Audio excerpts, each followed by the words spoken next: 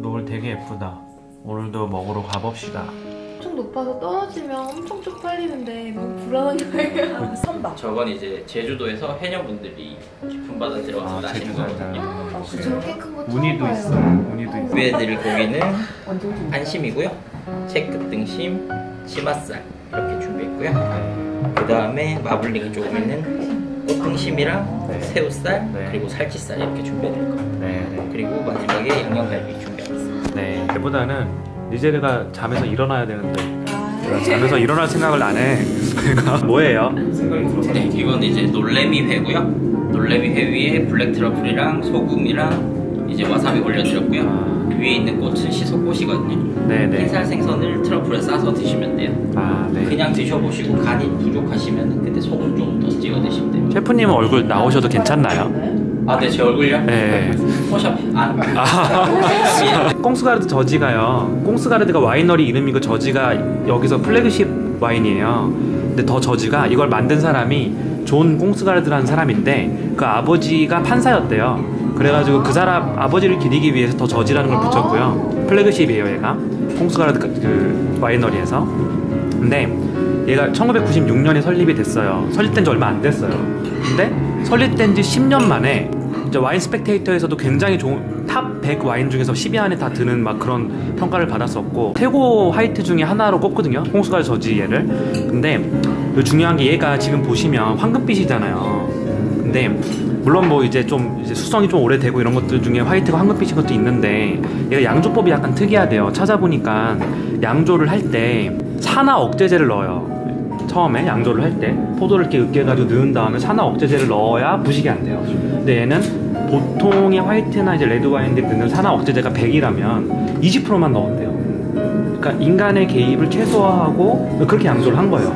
그렇게 하다 보니까 1년 정도 1차 발효가 끝나게 되면 이제 거의 갈변 현상이 일어나는 거예요. 갈색으로 변하는 거예요, 얘가. 그러니까 화이트가 되게 맑고 이런 색이 아니고 갈색으로 변했다가 얘가 총 이제 숙성 기간이 와인너리에서 2년 정도 숙성을 하거든요. 오크통에다 또 숙성을 하잖아요. 근데 2년 이상의 숙성을 지나고 나면 갈색으로 변했던 것이 이렇게 황금빛으로 변한다라고 하더라고요. 그리고 그러면서 이제 더 맛과 향이 더 풍부해지고, 그러니까 양조법이 약간 특이한 양조법이래요. 그게 산화 억제제를 되게 억제해서 넣고 인간의 개입을 최소화하고 와이너리 설립한 10년 만에 WS에서 전 세계 와인 뭐 파리 막 이렇게 하고 막 이랬었어요. 그래서 성공적으로 자리 잡은 와이너리인 거죠.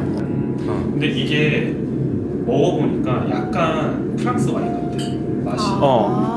그러니까 이제 미국에서 되게 유명한 컬트 와인들이 있어. 그러니까 이제 보통은 꽁스가르드 저지도 컬트 와인이라 그러는데 우리가 보통 알고 있는 프랑스 와인 중에 유명한 와이너리들은 되게 전통의 와이너리들이고 역사가 되게 깊단 말이야. 근데 미국 같은 경우는 이제 프랑스 블렌딩 그런 비율을 많이 이제 모방을 했고 예전에 나파밸리에서 가지고 있었던 또는 이제 캘리포니아에 가지고 있었던 그런 법규가 이제 AVA라고 법규를 따르지 않고 또는 그 법규에서 지정하는 뭐 고급 와인의 기준을 따르지 않고 자기들만의 블렌딩 비율을 가지고 만드는 애들을 메리티지 와인이라고 불렀거든. 거기서 제일 성공한 애들이 오퍼스원, 보통 르치드가 투자한 오퍼스원이나 이지그냥 이런 애들인데 미국에서는 계속 이런 시도들이 일어나. 그러니까 이제 실리콘밸리에서 우리가 막 창업가들이 많다, 뭐 창의적인 애들이 많이 나온다라고 하잖아. 근데 와인 업계도 똑같아.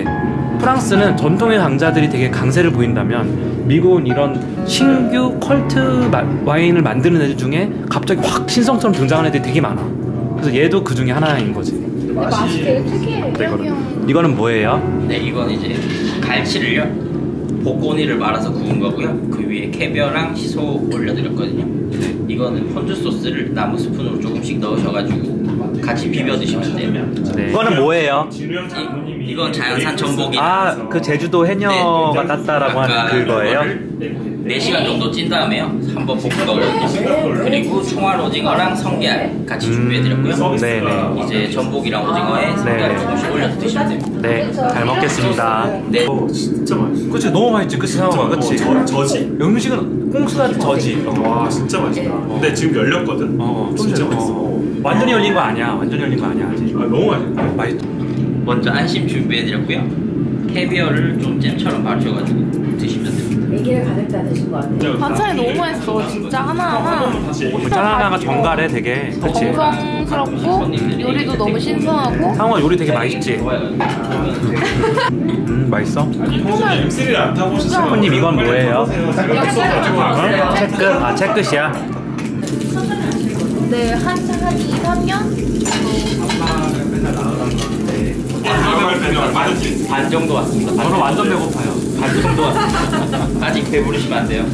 고기는 얼마? 이거는 포통시입니다. 이거는 리제르 베레어 보르고뉴의 3대장 중에 한 명입니다. 르로아랑 디알시랑 리제르. 리제르 베레어 에세조 그랑크루.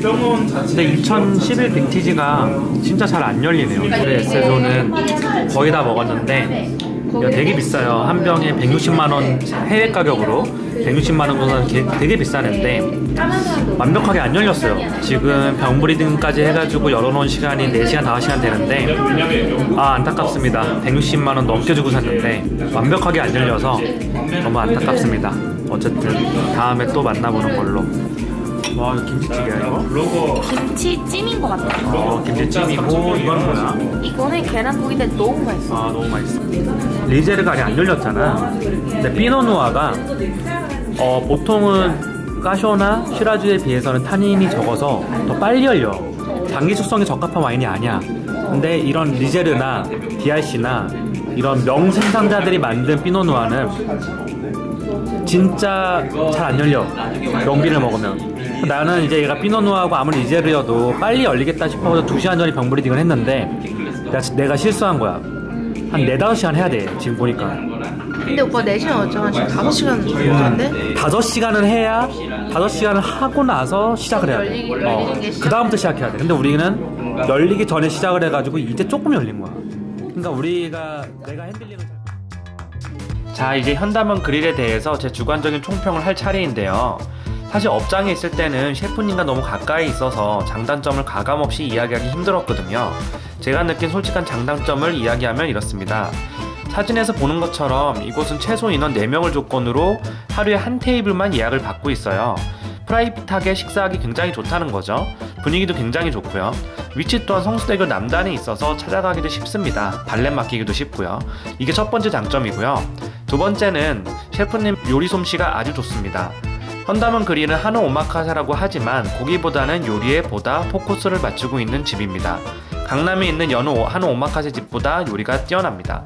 세 번째 장점은 업장에 소믈리에가 있고 잔도 모두 리델, 레드타이를 쓰기 때문에 와인을 마시기에 좋습니다.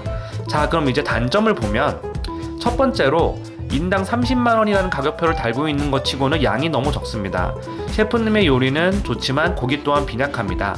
빈약하다는 의미는 고기 양이 적을 뿐만 아니라 퀄리티 역시 보넨브레드 같은 집에 한참을 미치지 못하며 가격을 생각하면 굉장히 어리둥절합니다. 보넨브레드랑 이곳이랑 인당 가격이 비슷하거든요. 두 번째로 와인 쿠키즈가 병당 10만원입니다. 병당 10만원이라는 거는 와인을 가져오지 말라는 겁니다. 물론 유도리 있게 조정이 된다라고 하고 단골 고객은 쿠키즈 비용을 내지 않을 수도 있다라고 하지만 이 좋은 분위기에서 처음 간 사람이 와인을 먹지 못한다면 업장에서 시켜 먹어야 되는데 그 가격은 역시 좋지 않겠죠. 최소 테이블당 120만원 이상을 받고 있는데 와인 쿠키즈를 병당 10만원씩 받는다라고 하는 거는 다소 이해하기 힘든 정책입니다. 세 번째로 발렛이 2시간 이상 지나면 추가 요금을 받게 되는데 저희는 나갈 때 다 15,000원씩 내고 나갔어요. 큰 돈은 아니지만 식대를 생각하면 역시 이해하기 힘든 정책입니다. 제 주관적인 총평은요. 요리는 괜찮지만 가격을 생각해보면 장점보다는 단점이 더 많지 않나. 그리고 이 가격을 내고 먹기에는 저는 솔직히 돈이 좀 아깝다라고 하는 생각이 좀 들었습니다. 물론 요리에 뛰어나고 셰프님도 굉장히 유명한 사람인 걸 알겠는데 객관적인 평은 그랬어요.